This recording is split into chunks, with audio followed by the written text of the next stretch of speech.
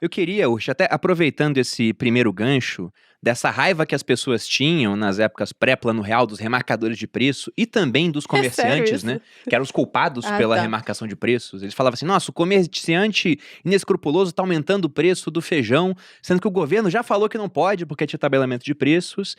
E o brasileiro, ele confunde muito o que é causa e o que é consequência de inflação. Ele vê lá os preços aumentando e fala: olha, isso aqui é inflação, e a culpa é de quem remarca o preço, de quem mais seria. É ele que tá aumentando o preço lá. Exatamente. Mas o que seria a inflação, a causa dela? Na verdade, aumentar o preço seria só a consequência do negócio. É consequência. Realmente, esse pra mim é o tema principal que todo mundo deveria aprender na escola. E sabe que isso não é apenas brasileiro. Acho que no mundo inteiro não sabem a real causa da inflação, que é a perda de poder de compra do dinheiro.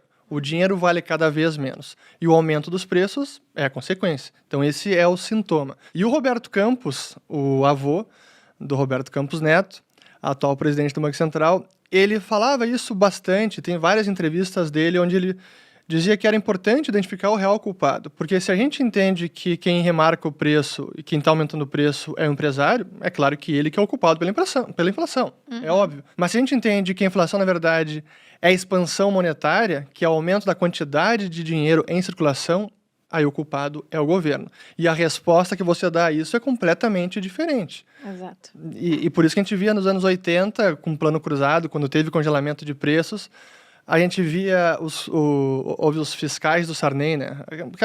Cada bizarrice que a gente teve é uma loucura. E os caras dando voz de prisão para dono de supermercado que estava lá remarcando o preço fora do que tinha na tabela lá, né? Que estava tudo congelado.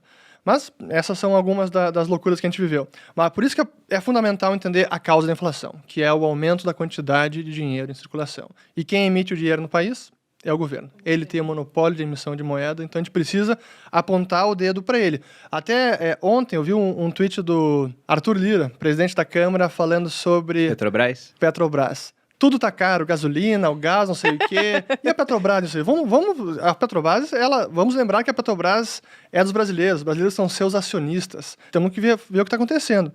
E eu compartilhei o tweet dele respondendo o seguinte: ó, não é tudo que está mais caro, é o real que está muito mais barato. É ele que está valendo cada vez menos e por isso que os preços dos produtos estão aumentando. Então, investigue em Banco Central, não é a Petrobras, mas... Ele te respondeu ou não? Não respondeu. Obviamente não. Mas então a gente tem que explicar o porquê que o governo imprime mais dinheiro. Aí Exato. É grande.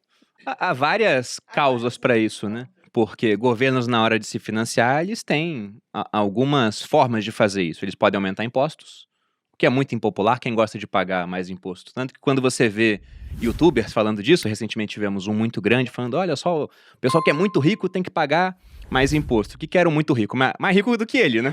Exato. Botava lá uma faixa dele, não. Botou uma escadinha lá e falou: olha, eu tô mais perto desses caras aqui, né? Se você tem 10 milhões, você tá perto deles, do que do bilionário. Só que se fosse uma faixa onde você tinha lá na ponta o Saverin, que é o mais rico do Brasil, e na outra ponta a pessoa mais pobre do Brasil, em número de pessoas ele estaria muito mais próximo do Saverin do que das pessoas mais pobres. Mas em todo caso, ninguém gosta de mais imposto. Outra maneira é emitir mais dívida. Mas uma hora a dívida fica tão grande que o pessoal acha que não vai ser paga, vai começar a ter uma cobrança de juros maior. E a terceira forma, quase que indolor no começo, seria essa de criar mais dinheiro. É o imposto oculto, né? Porque é muito difícil de identificar. E como as pessoas não entendem que a inflação acaba sendo um imposto, é a forma mais fácil do governo conseguir bancar seus gastos e consegue até responsabilizar os outros pela inflação. Esse que a gente vê os próprios governantes agora, políticos e às vezes até o Banco Central. O vilão da inflação nesse mês é o tomate. Não, porra! É o chuchu. Não, é o próprio Banco Central. É o próprio Mas a gente vê isso, né? Acho que recentemente também tive uma matéria que eu li do Valor Econômico e tinha os vilões da inflação nesse ano.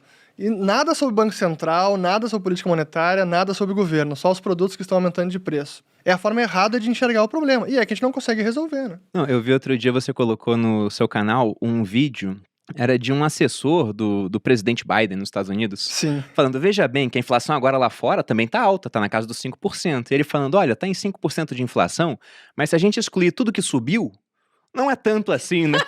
Basicamente foi isso que ele falou. E a culpa é da carne de porco, é do frango.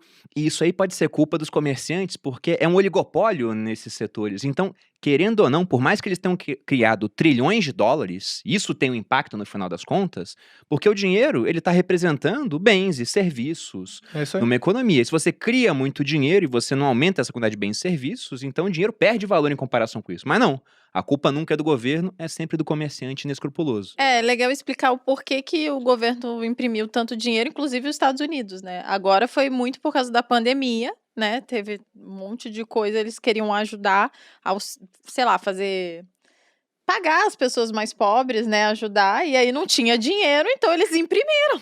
É super mais fácil, né? Imprimir entre aspas, né? Como é que é essa criação de dinheiro Pois hoje? é, acho que essa é uma parte importante, que é um pouco mais complexa até, porque Porque o dinheiro é digital. o dinheiro é digital, porque os bancos também criam dinheiro, eles criam a chamada moeda bancária. Quando eles fazem um empréstimo, eles estão efetivamente criando uma moeda bancária e que funciona como se moeda fosse, e isso impacta a inflação também. Então, entender toda a mecânica do processo de criação de dinheiro que é a chave. E eu remeto novamente ao Roberto Campos, porque quando ele explicava isso, ele dizia, bom, se a inflação é a expansão monetária, essa é a causa da inflação, qual é a causa da expansão monetária? Porque ele diz que a expansão é a causa causada, qual é a causa causante? Por que estão expandindo a oferta monetária? No passado, no brasileiro, era muito mais fácil identificar. Cara, o governo não tinha nenhum controle, o Banco Central emitia moeda para financiar o governo assim descaradamente, ele acreditava na conta do governo, na chamada conta movimento, que era uma conta no Banco do Brasil, e que de lá o Tesouro gastava. Então, digamos que entrava no vermelho sem parar e o Banco Central injetava dinheiro para cobrir essa conta. Então, era um descontrole completo. Mas, com o Plano Real, conseguiram controlar essa emissão monetária no Brasil. E aí, hoje, quando a gente olha essa expansão monetária, parte é a responsabilidade do governo, pelo déficit fiscal e tudo isso, mas tem parte também que é o próprio processo de expansão de crédito. Os bancos emprestando, e quando o crédito vai crescendo na economia, isso vai aumentando a massa monetária. Que até, fazendo um parênteses, porque é um ponto importante, a gente fala, bom, estamos aumentando a quantidade de dinheiro em circulação, mas como é que a gente mensura isso, né? Quais são as formas que a gente consegue medir a quantidade de dinheiro? E essa também é uma dificuldade, porque a gente tem os chamados agregados monetários, aqueles instrumentos que são desde os mais líquidos aos não tão líquidos, mas que acabam funcionando como dinheiro. A gente começa na base monetária, que é o papel moeda impresso e moeda metálica. E as reservas bancárias, que esse é o dinheiro que os bancos têm junto com o Banco Central. Então essa é a primeira mensuração que a gente tem da quantidade de dinheiro em circulação. Seria o M1. A base monetária. Depois o M1, que é o papel moeda em circulação, em poder do público, na sua carteira, que está nas empresas, não que está no cofre dos bancos, mais depósitos à vista. Isso é aquele dinheiro que não rende juros, esse M1. Exato.